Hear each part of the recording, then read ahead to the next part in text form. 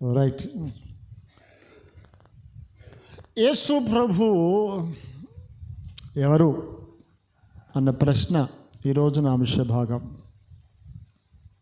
ఎవరిని మనం ఆరాధిస్తున్నాం, ఎవరిని గణపరుస్తున్నాం?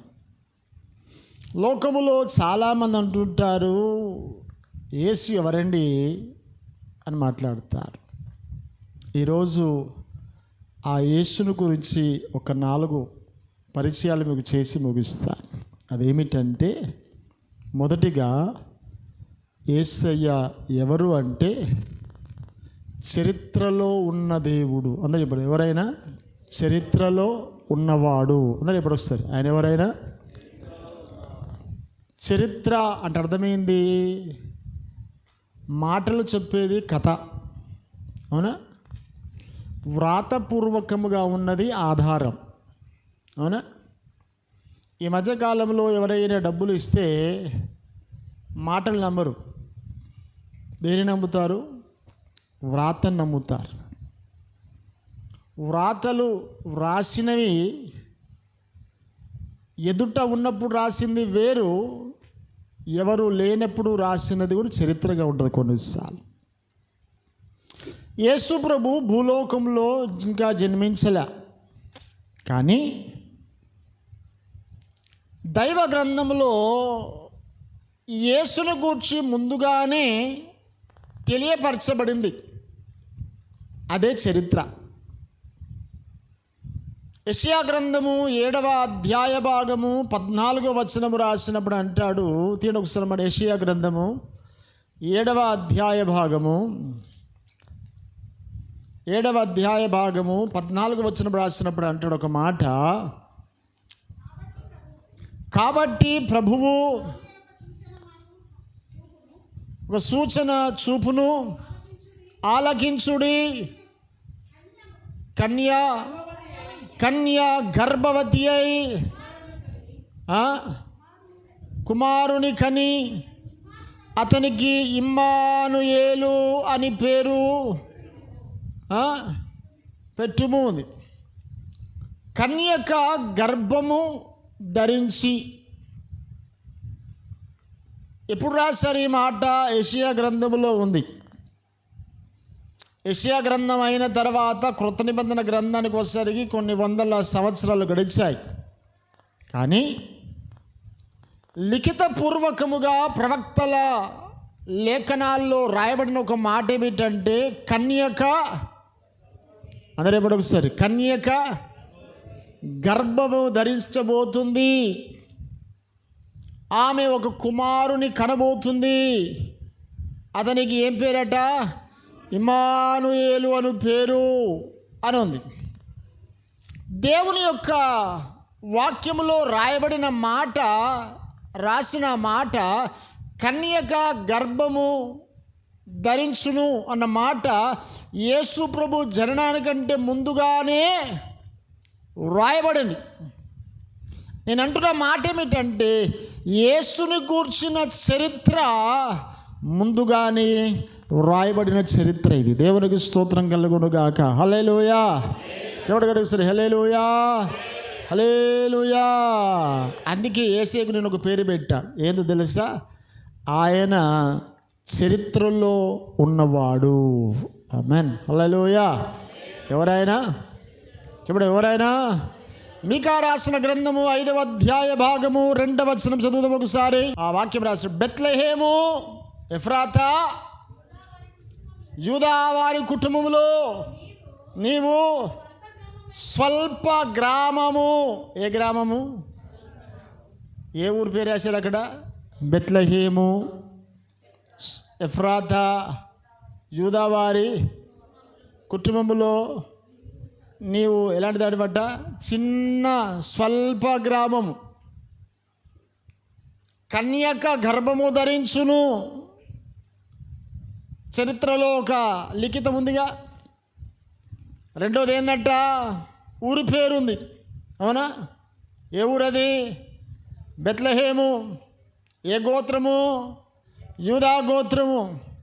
గ్రామం ఎంత పెద్ద ఉందట? స్వల్ప గ్రామము.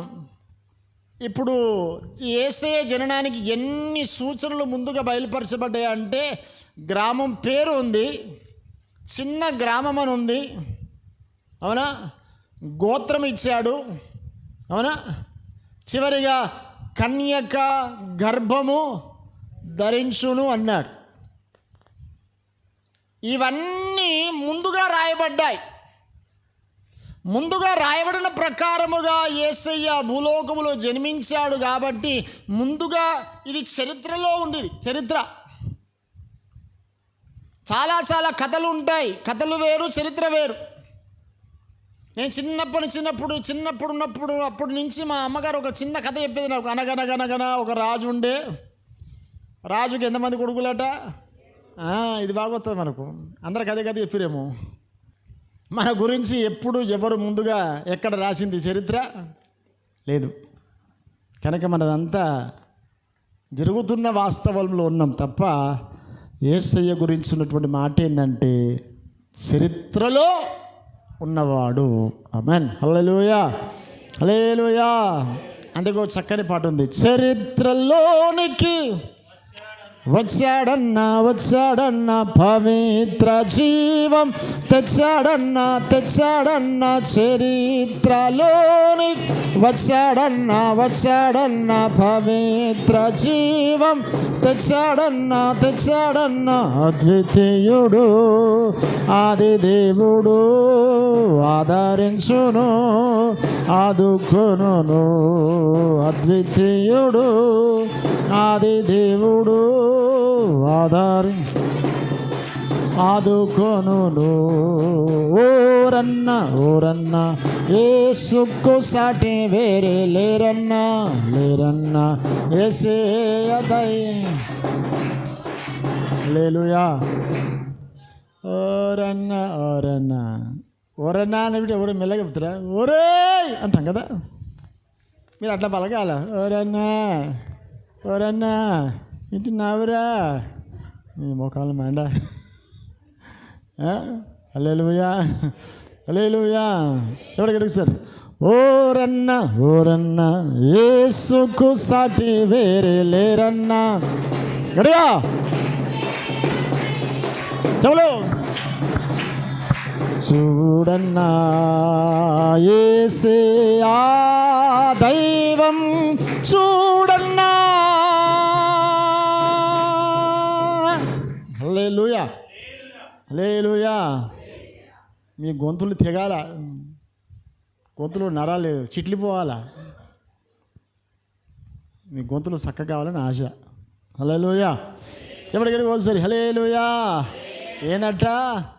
బెత్లెహేమా ఎఫ్రాతా యూదావారి గోత్రములో స్వల్ప గ్రామమా. ఏందట? మీలో నుండే ఒకరు వస్తారు. ఎవరట? ఇశ్రాయేలుడా ఏలబోవాడు. ముందుగానే లిఖిత పూర్వకముగా రాయబడిన చరిత్ర యేసయ్య చరిత్ర. జకరియా గ్రంథము 9వ అధ్యాయ భాగము 9వ వచనము రాసినప్పుడు అంటాడు చక్కని మాట, పేజ్ నెంబర్ 781. సియోను నివాసులారా బహుగా సంతోషించుడి, యెరూషలేము వాసులారా ఉల్లాసముగా ఉండుడి. రాజు నీతిపరుడు రక్షణము గలవాడును దీనుడై గాడిద పిల్లను ఎక్కి ఏమెక్కి గాడిదను పిల్లను ఎక్కి నీ యొద్దకు వచ్చి రాబోతున్నాడు. ఎవరట? ఏ రాజట?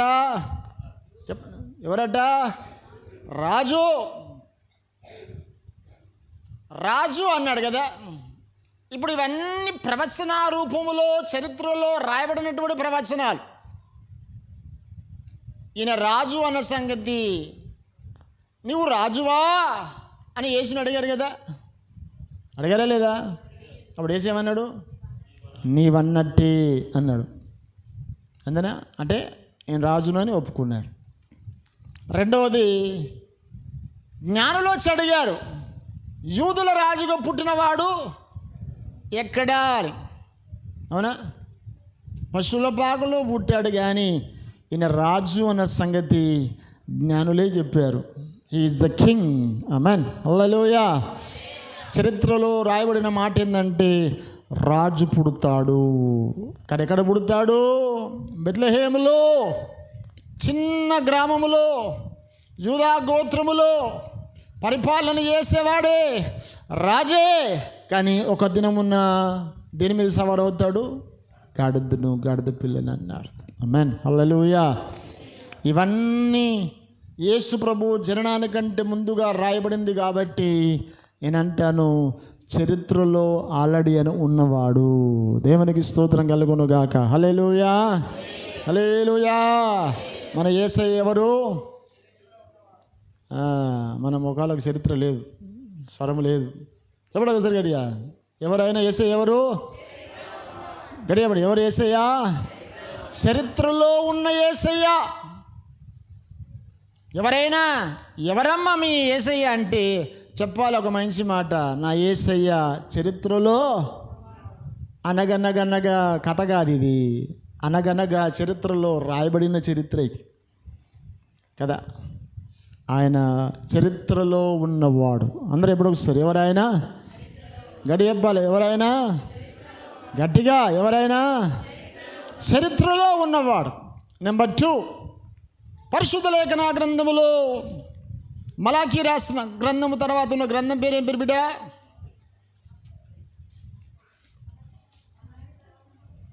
చెప్పండి కదా, ఎందుకు భయపడుతున్నారు? మత్తయి సువార్త గ్రంథం 1వ అధ్యాయ భాగం 1వ వచనం చదువు బిడ్డ. అబ్రహాము కుమారుడగు దావీదు కుమారుడైన యేసు క్రీస్తు. ఏ కుమారుడట? అబ్రహాము కుమారుడు, దావీదు కుమారుడగు యేసు క్రీస్తు వంశావళి. ఇందులో రాయబడినటువంటి మాట ఏంటంటే, ఇప్పుడు ఒక చిన్న ప్రశ్న అడుగుతాను.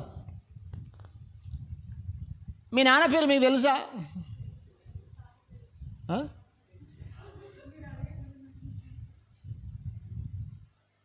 ఈమె చరిత్రలో ఉండాలి ఈమె అసలుకి. హల్లెలూయా. తెలుసా తెలీదా? మీ తాత పేరు తెలుసా? మీ తాత పేరు తెలీదు. ఎందుకు తెలీదు? ఎప్పుడు కనుక్కోలే మీరు? కడుక్కోరు ఎప్పుడన్నా మీరు? చాలు, మా తాత వరకే చాలు నాకు కదా. ఇంతవరకే మన చరిత్ర తెలుసు కదా. యేసు ప్రభువును గురించి చాలామంది అడుగుతాడు. ఎక్కడ పుట్టాడు? ఎవరికి పుట్టాడు? ఎలా పుట్టారు? వారి వంశం ఏంది అని వాదించేవారు, వ్యతిరేకముగా మాట్లాడేవారు లేరా? లోకంలో ఉన్నారు. అలాంటి వారందరికీ బైబిల్ ఇస్తున్న కొంచెం మంచి జవాబు ఏందో తెలుసా? యేసు ప్రభు యొక్క జననాన్ని ఎక్కడికి వెళ్ళి రాశారంటే అబ్రహాము కాంచి రాశారు బైబిల్లో. ఎక్కడి నుంచి రాశాడు? అబ్రహాము కానుండి యేసు ప్రభు జననం దాకా రాశారు. అబ్రహాము మొదలుకొని యేసు ప్రభు జననం వరకు ఎన్ని తరాలు ఉన్నాయంటే 42 తరాలు ఉన్నాయి. ఎన్ని తరాలు? అందరూ ఇప్పుడు ఎన్ని తరాలు అంటే ఎన్ని తరాలు? 42. ఈ 42 తరాలు అంటే యేసు ప్రభు తండ్రి, ఆ తర్వాత ఎవరు, ఆ తర్వాత ఎవరు, ఆ తర్వాత ఎవరు ఎవరు ఎవరు లెక్కలు పెట్టుకుంటూ పోతే అబ్రహాము గారి నుంచి ఉన్న చరిత్ర బైబిల్లో ఉంది. నేను చెబుతున్న మాట ఏంటంటే, యేసు ఎవరో అనామికుడని, చరిత్ర లేడని మాట్లాడే వారికి బైబిల్ చెప్తున్న మాట ఏంటంటే ఆయన చరిత్ర కలిగిన వాడు అని సాక్ష్యం. ఆమేన్, హల్లెలూయా, హల్లెలూయా. ఇంతకుముందు ఏం చెప్పా? చరిత్రలో ఉన్నవాడు ఆయన. రెండవది ఎవరు? చరిత్ర కలిగిన వాడు, చరిత్రహీనుడు కాదు, చరిత్ర కలిగిన వాడు ఆయన. యేసు ఎవరో అంటే ఈరోజు చెప్తున్న మాట ఏంటంటే, ఎవరిదన్నా చరిత్ర కావాలి అనుకుంటే పోవాలి. ఎక్కడికి పోవాలి? ఇప్పుడు మన నిజామాబాద్లో ఒక లైబ్రరీ ఉంది, బాపూజీ లైబ్రరీ, అంతేనా? అది అన్నీ నిజామాబాద్లో పెద్దది. అదే బాపూజీ వచనాలయం. ఆడన్నీ గ్రంథాలు ఉంటాయి. ఏమైనా కావాలనుకుంటే అనేక విషయాలు తెలుసుకోవడానికి చాలామంది స్టడీ చేయడానికి వెళ్తూ ఉంటారు. అలాగనే ప్రతి గ్రామం కూడా కొన్ని లైబ్రరీస్ పెడుతున్నారు ఇప్పుడు. ఎవరిదైనా చరిత్ర కావాలి అనుకుంటే ఎక్కడో బుక్కులు రిఫర్ చేస్తే, ఎక్కడో డిక్షనరీ రిఫర్ చేస్తే, ఎక్కడో గూగుల్ తల్లిని అడిగితే, ఇందులో డిక్షనరీ చెక్ చేస్తే, గూగుల్లో సెర్చ్ చేస్తే అనేక అంశాలు తెలుస్తుంటాయేమో. కానీ నేను చెప్తున్న మాట ఏంటంటే, యేసయ్య చరిత్రను యావత్ ప్రపంచంలో అనేక లక్షల కోట్లాది మంది రోజు చేతపట్టుకొని మోసుకొని తిరుగుతున్నారు. దేవునికి స్తోత్రం కలుగునుగాక. హల్లెలూయా, హల్లెలూయా. ఎవరైనా అడిగారు అనుకోండి, యేసు ఎవరు అంటే, యేసు ఎవరికి జన్మించాడు, ఎక్కడ చరిత్ర అంటే 42 తరాల చరిత్రను చెప్పగలిగినటువంటి స్థితి బైబిల్లో మన దగ్గరైనా ఉంది. దేవునికి స్తోత్రం కలుగునుగాక. హల్లెలూయా, హల్లెలూయా. ఆయన చరిత్ర లేనివాడు కాదు, ఆయన చరిత్ర కలిగిన వాడు. ఇంతకుముందు ఏం చెప్పి, ఆయన చరిత్రలో ఉన్నవాడు. ఇప్పుడు ఏం చెప్తున్నాను, చరిత్ర కలిగినవాడు. అందుకే అంటాడు, చరిత్రలోనికి వచ్చాడన్న. మీరు వచ్చాడన్నట్టు సత్యనారాయణ ఉంటుంది. కరేపడి చరిత్రలోనికి వచ్చాడన్న, పవిత్ర జీవం తెచ్చాడన్న చరిత్రలోనికి. పవిత్ర జీవం తెచ్చాడన్న అద్వితీయుడు ఆది దేవుడు ఆదరించును ఆదికొను. అద్వితీయుడు ఆది దేవుడు ఆదరించును ఆదుకొను. ఓరన్నా యేసుకు సాటి వేరే లేరన్నా యేసయ్య దైవం చూడన్నా యేసయ్య దైవం చూడన్నా. హల్లెలూయా, హల్లెలూయా. యేసయ్య ఎవరు? చరిత్రలో ఉన్నవాడు. నెంబర్ 2, చరిత్ర గలవాడు. దేవునికి స్తోత్రం కలుగునుగాక. హల్లెలూయా. చరిత్ర అంటే అర్థమైందంటే, జననానికంటే ముందు ఉన్నది చరిత్ర. చరిత్రలో అలా రాయబడిన చరిత్ర అది. అవునా? చరిత్ర గలవాడు అంటేనేమో ఆయన బ్రతుకుతున్నప్పుడు ఉన్న చరిత్ర అది. ఇట్స్ ఏ హిస్టరీ కాదు, లైఫ్లో జరిగిన దాన్ని బ్రతికిన తర్వాత రాసినటువంటి దాన్ని చరిత్ర అంటారు. చరిత్రలో ఉన్నాడు వేరు, తను పుట్టకముందే రాయబడేది చరిత్ర, పుట్టిన తర్వాత రాయబడింది మరొక చరిత్ర. అది చరిత్రలో ఉండడం కాదు, చరిత్ర కలిగిన వాడు, తన పర్సనల్ లైఫ్ అది. 3వది రాసిన మాట ఏమిటంటే, ఆయన బ్రతుకులో మరలా చరిత్రలోకి ఎక్కినవాడు ఆయన. ఆమెన్. హల్లెలూయా, హల్లెలూయా. ఇప్పుడు ఏదన్నా చరిత్రలో ఎక్కాలంటే ఏం చేయాలా? మంచి పనులు చేయాలా? అంతేనా? ఎవ్వరు చెయ్యని పని చేయాలి. మంచి పని చేయొచ్చు, చెడ్డ పని చేయొచ్చు. చెడ్డ పని చేసినప్పుడు ఎక్కుతాడు. అవునా? ప్రపంచంలో కూడా ఉన్నాడు, 62 పెళ్ళిళ్ళు చేసుకుంటాడు. ఎన్ని పెళ్ళి చేసుకుంటాడు? 62 పెళ్ళి చేసుకుంటాడు. 300 మంది పిల్లలు అట ఆడికి. ఊరే ఉంది ఆడికి. మొత్తం అరబ్ దేశాలు ఉన్నాడు. 62 మంది భార్యలు. ఆడ ఇట్ట బతుకుతున్నాయేమో.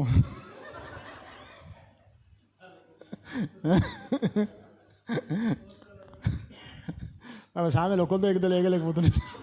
చిన్న కారణాలు. హల్లెలూయా. ఒకడు ఈ మధ్యకాలంలో చరిత్రలోకి ఎక్కడానికి చాలామంది కొన్ని బుక్స్ పెట్టారు. దాని పేరు గిన్నిస్ బుక్ ఆఫ్ రికార్డ్స్ అని కదా. ఇంకోటి వచ్చింది లిమ్కా బుక్ ఆఫ్ రికార్డ్స్ అని. ఎవరు చేయని పనిని దానిలో చేస్తే దాన్ని పరిశీలించి, దాన్ని పరిశోధించి, దాన్ని అన్ని సర్టిఫై చేసిన తర్వాత బుక్కులు ఎక్కిస్తారు. దానిలో రాస్తారు, it's a miracle, it's a great thing, no one can do this కదా. ఎవరు చెయ్యనిది చేశాడు.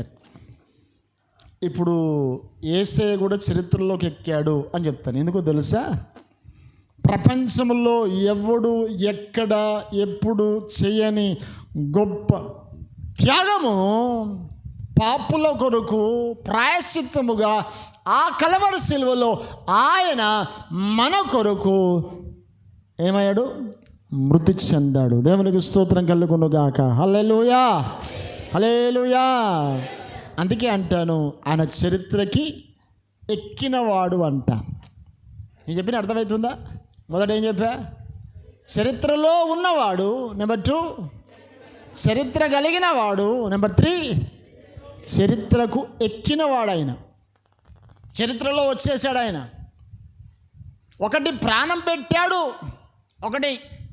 రెండవది దేవుడే నరావతారిగా భూలోకానికి దిగి వచ్చాడు. ఇది చరిత్ర, అవునా? మూడవదిగా ప్రాణం తీయలేవరు, ప్రాణము ఆత్మను అప్పగించాడు. ఇది చరిత్ర. చంపలా. చాలామంది చంపుతారు కదా, యేసు చంపబడలా, ప్రాణము పెట్టాడు. ఇది చరిత్ర. చనిపోయాడు, కానీ మరలా 3వ దినమున తాను లేస్తానని చెప్పిన ప్రకారముగా 3వ దినమున లేచాడు, చరిత్రలోకి ఎక్కాడు ఆయన. దేవునికి స్తోత్రం కలుగును గాక. హల్లెలూయా. నేను ఆరాధిస్తున్న యేసయ్య ఎవరో తెలుసా? చరిత్రలో ఉన్నవాడు, చరిత్ర కలిగినవాడు, చరిత్ర ఎక్కినవాడు. దేవునికి స్తోత్రం కలుగును గాక. హల్లెలూయా, హల్లెలూయా. చేతుల పైకెత్తిన ఒకసారి గట్టిగా హల్లెలూయా. 4వ మాట, ఆయన చరిత్ర సృష్టించబోతున్న దేవుడు ఆయన. ఆమేన్. హల్లెలూయా, హల్లెలూయా. ఆయన భూలోకానికి వచ్చిన తర్వాత ఆయన చెప్పినటువంటి సువార్త ఏందో తెలుసా మీకు? పరలోక రాజ్యము. అందరూ ఇప్పుడు ఒకసారి ఏ రాజ్యము చెప్పండి ఒకసారి. ఏ రాజ్యము? పరలోక రాజ్యం. ఒక దినము రాబోతుంది.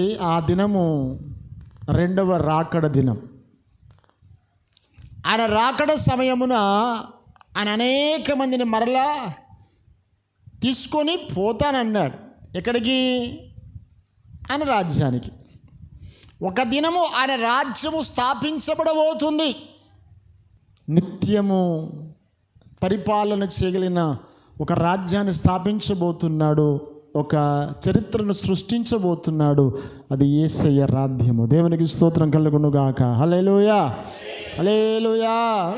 చెప్పండి గట్టిగా ఒకసారి హల్లెలూయా. ఎక్కడ జరగని కార్యాలు, ఎక్కడ జరగని సూచనలు, ఎక్కడ జరగనటువంటి మహత్కార్యాలన్నీ కూడా యేసు ప్రభు తన మాట ద్వారా, తన క్రియ ద్వారా, తన చేతు ద్వారా, తన ఉమ్మి ద్వారా, తన వస్త్రము ద్వారా అనేక అద్భుతాలు జరుగుచుండగా లోకమంతా గ్రహించిన విషయం ఏంటంటే ఈయన నరుడు కాదు, ఈయన దేవుడు, దేవుని కుమారుడు అని నమ్మారు. కనుక ఆయన చరిత్రను సృష్టించిన దేవుడు అంటున్నాడు. నీవు ఆరాధించే యేసయ్య ఎవరంటే చరిత్రలో ఉన్నవాడు, చరిత్ర కలిగినవాడు, చరిత్రకెక్కినవాడు, చరిత్ర సృష్టించినవాడు. ఈరోజు నువ్వు క్రిస్మస్ ఆరాధన చేస్తున్నప్పుడు సామాన్యంగా ప్రార్థనలు ఉండకు, సామాన్యంగా సిద్ధపడకు.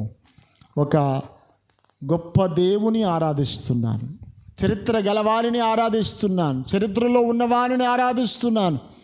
తిరిగి ఆ రాజ్యంలో నన్ను చేర్చుకోగలిగిన, చరిత్రను మార్చగలిగిన సమర్థుడు, నా బ్రతుకు నాశనానికి కారణం, నా బ్రతుకు నరకానికి యోగ్యత కానీ, నా చరిత్రలో ఎప్పుడు పరలోకానికి యోగ్యత లేదు కానీ ఆ చరిత్రను మార్చగలిగిన సృష్టికర్త వైపు నేను చూస్తున్నాను.